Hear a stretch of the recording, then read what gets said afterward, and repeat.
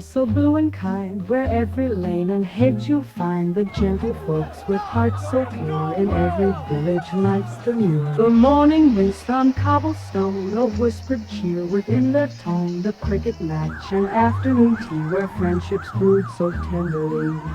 Oh, sweet old England, where time does slow.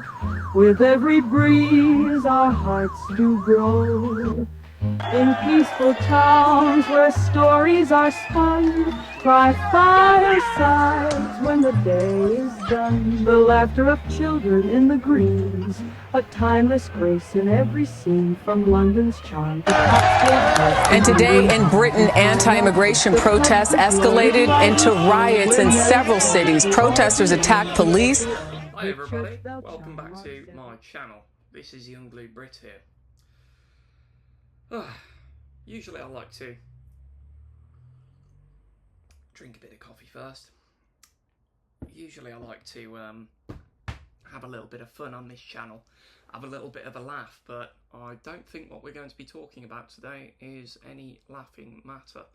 So, the real question is, what exactly happened? So, where to begin with this one?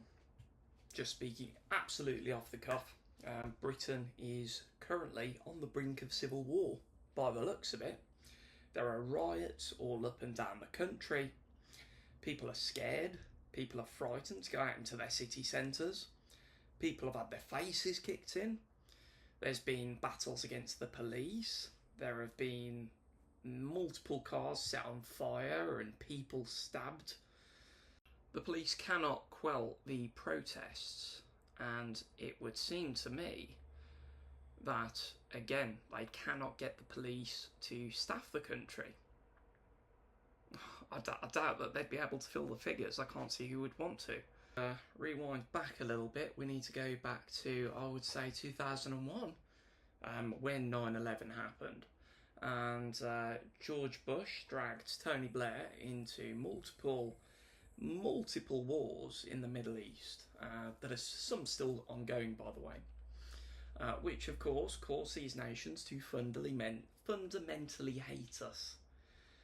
And there's just something about globe trotting around the Middle East and going to war with the entirety of it, and then saying to everybody, come into the country, guys.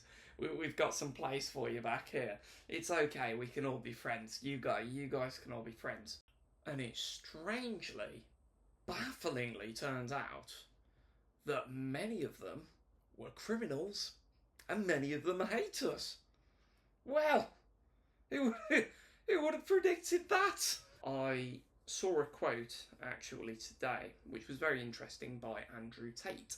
And the quote read as this: if you've got black ants and red ants in a jar, they don't fight. But then, if someone shakes the jar, they start killing each other. Who shook the jar? It's a very good question, isn't it? Think about it. Who shook the jar? Because for the longest time now, Britain hasn't had a justice system. It's had a legal system, but not a justice system, especially not for native British people like myself or any of my compadres. None of us have enjoyed a fair, just system for a very long time. So now, away from that, we know that the UK is unjust. We know that it's not democratic because we were not asked for this. No one voted on this, but yet we got it, and we get a lot of things that we never asked for and we don't want, because there's an agenda, and it's run by the UK government. Now, they provide this very elaborate illusion in the UK that somehow you've got democracy because you've got the Conservative Party and the Labour Party, but they are two cheeks of the same arse, as they say. And with that in mind, people are put into a corner because we have so many victims around the UK now of such heinous crimes, from religious crimes to sexual assaults, to their daughters being murdered, to trafficking, and you know, you look at this and you've got to step back a little bit, because it seems that the police are very happy applying the full pressure of the law on the British public, which are 80% demographic, and for everybody else, we'll let them off. So again, there's absolute inequality in British society. There's no justice whatsoever. There's no one feels like they're being listened to. In fact, the Prime Minister only came out the other day. Keir Starmer, i.e. Tony Blair, by the way, it's not really Keir Starmer pulling the strings, let's face it, it's Tony Blair, for crying out loud. Look, he's the one advising him, isn't he? So, of course, Prime Minister Tony Blair, Tony Blair's puppet, came out the other day, and he actually turned around and said, I utterly condemn the far-right thuggery we've seen this weekend. Be in no doubt, those that have participated in this violence will face the full force of the law. So no, I won't shy away from calling it what it is: far-right thuggery. Because let's be very clear about this. It's not protest, it's not legitimate, it's crime, violent disorder. I can announce today that following this meeting, we will establish a national capability across police forces to tackle violent disorder. These thugs are mobile, they move from community to community, and we must have a policing response that can do the same. Shared intelligence, wider deployment of facial recognition technology, and preventative action, criminal behaviour orders to restrict their movements before they can even board a train. We will lay the full force of the law on the far-right thugs, these thugs. Now, okay, let's just rewind back a bit. They're not far-right, most of them. There certainly are some far-right ones, but most of them are just regular British people that just want to live in safe environments, safe to bring a family up, and safe to be able to have a normal way of life, knowing that their daughter can walk to school, their son can walk to school without being attacked.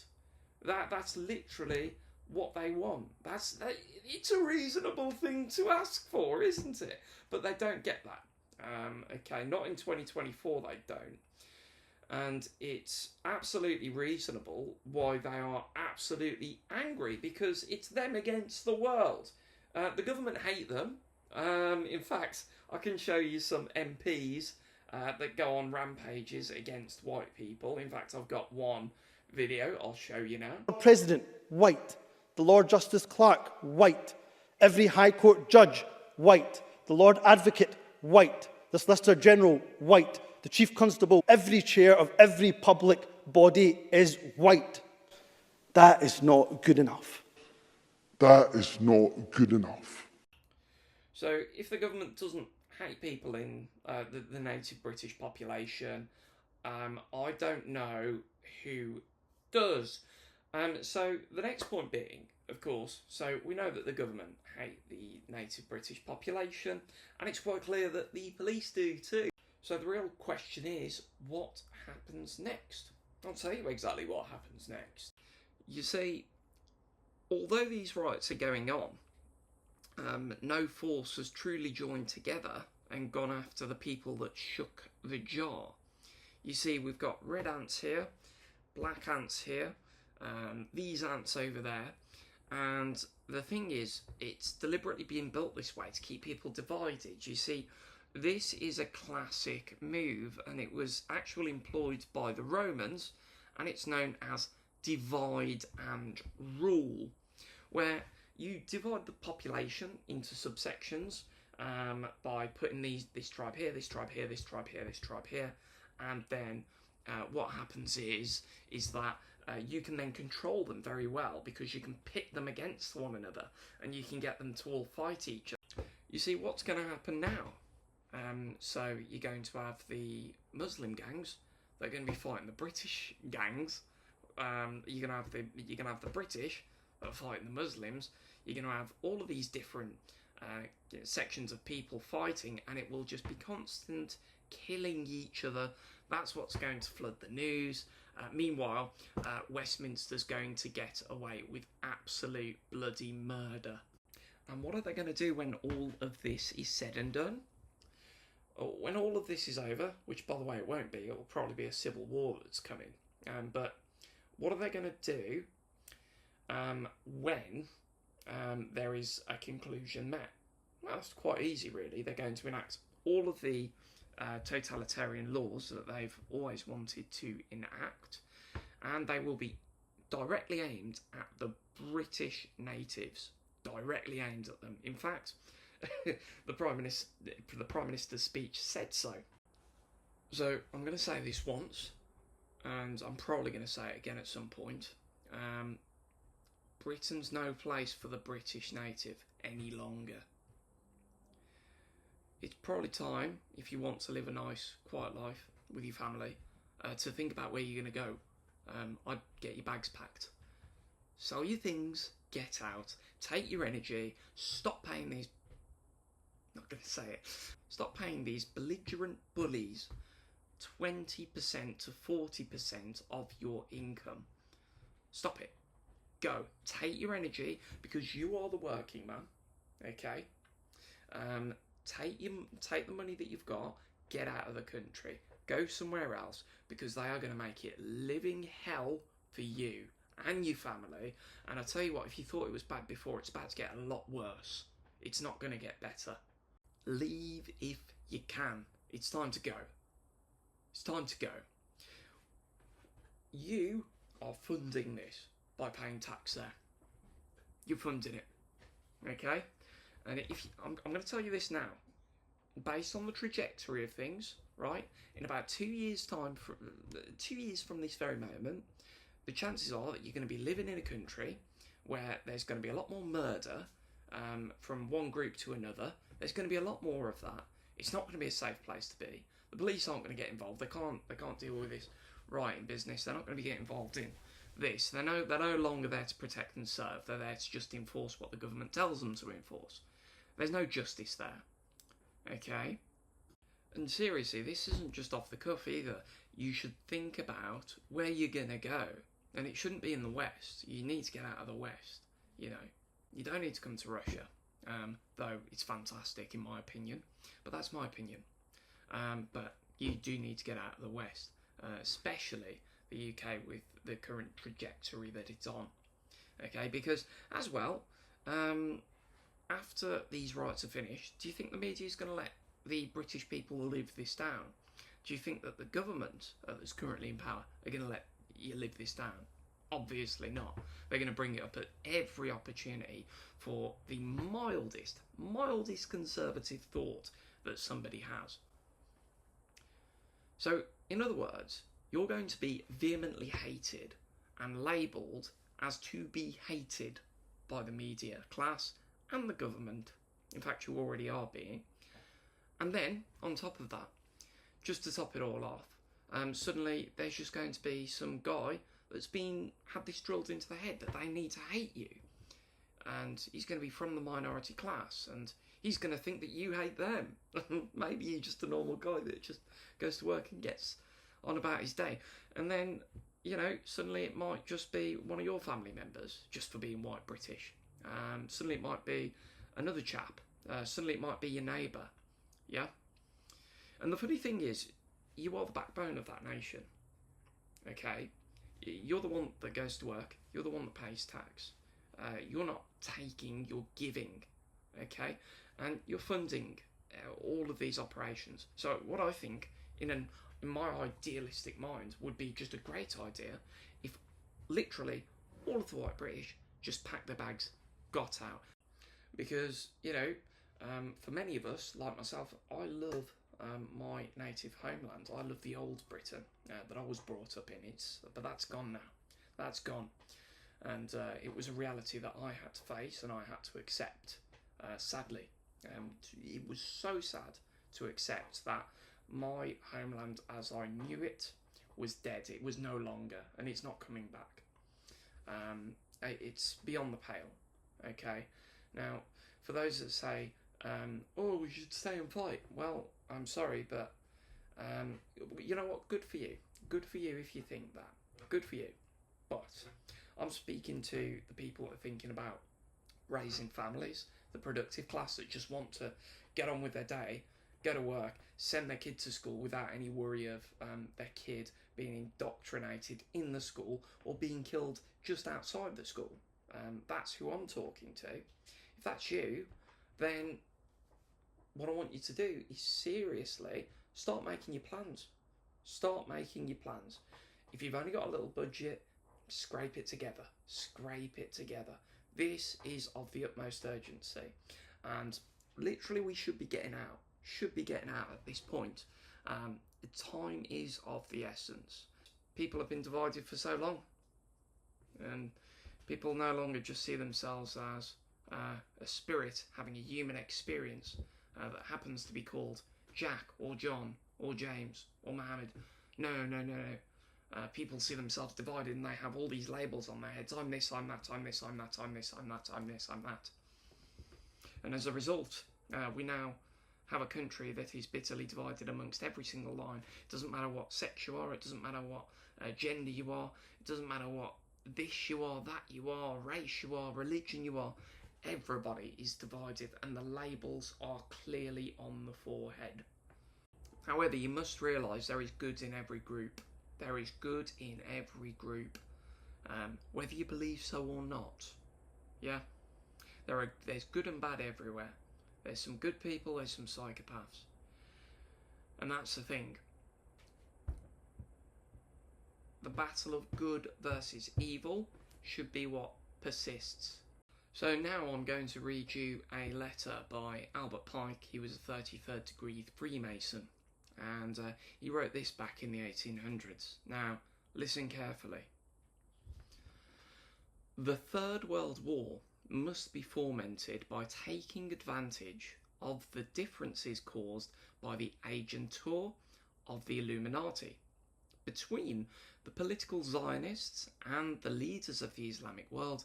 The war must be conducted in such a way that Islam, the Muslim Arabic world, and political Zionism, the State of Israel, mutually destroy each other. We shall unleash the nihilists and atheists, and we shall provoke a formidable social cataclysm, which, in all its horror, will show clearly to the nations the effect of absolute atheism, origin of savagery, and of the most bloody turmoil.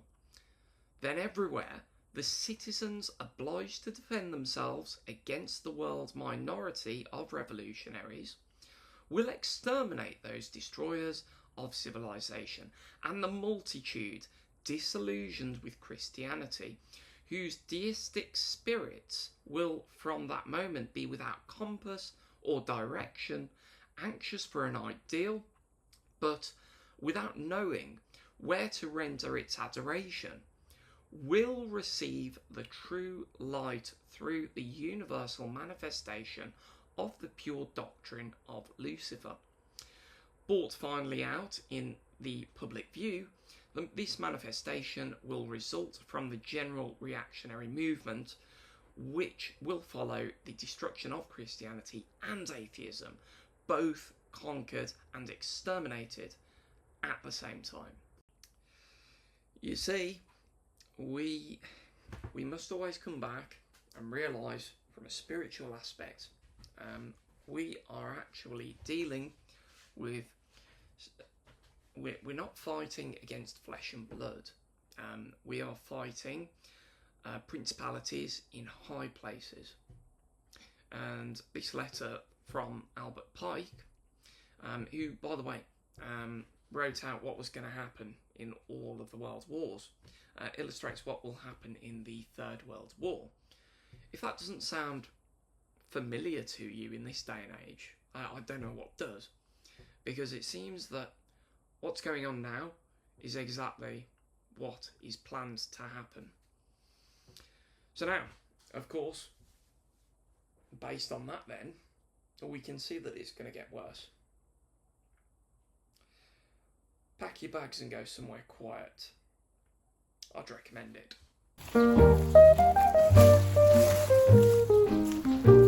Under England's sky so blue and kind, where every lane and hedge you'll find the gentle folks with hearts so pure, in every village lights demure. The morning mist on cobblestone, a whispered cheer within their tone. The It's cricket busy. match and afternoon tea, where friendships brewed so tenderly. No, it was just wet. Oh, sweet old England, where time does slow. With every breeze our hearts do grow. In peaceful towns where stories are spun by fireside.